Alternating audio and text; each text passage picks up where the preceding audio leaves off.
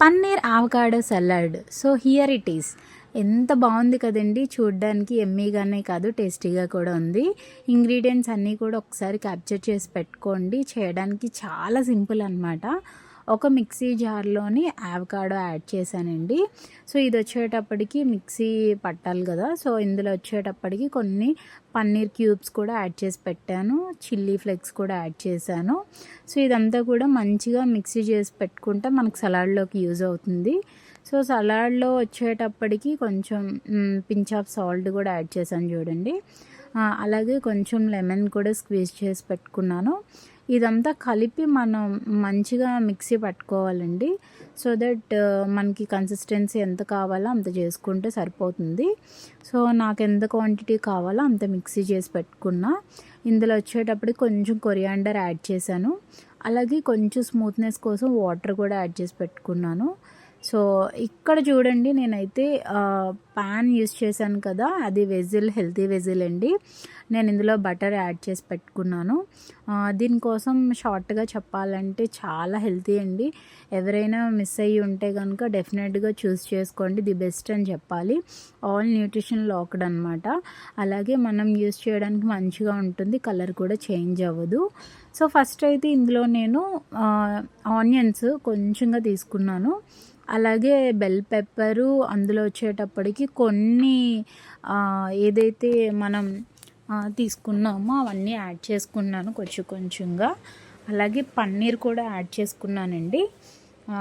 Paneer cubes ఇవన్నీ కూడా మంచిగా మిక్స్ అయ్యేలాగా చూసుకొని అందులో కొంచెం సాల్ట్ అనేది పెట్టుకున్నాను. మంచిగా అన్నీ మిక్స్ అయినాక అందులో కొంచెం పెప్పర్ కూడా యాడ్ చేశాను. చూడండి ఓవరాల్గా మంచిగా ఎంత బాగా కుక్ అయ్యాయో. ఈవెన్ స్టిక్ కూడా అవ్వలేదు.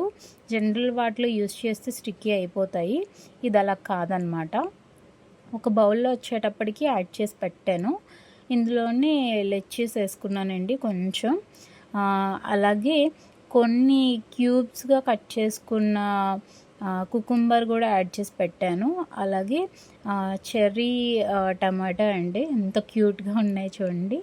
ఇందులో కొంచెం అంటే మనం పీల్ చేసుకున్నవి కీరా అండ్ క్యారెట్ కూడా యాడ్ చేశాను.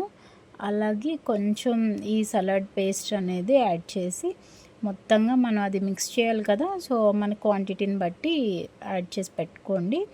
ఒక లెమన్ అంటే స్మాల్ సైజు లెమన్ కూడా మిక్స్ చేసి పెట్టాను అనమాట.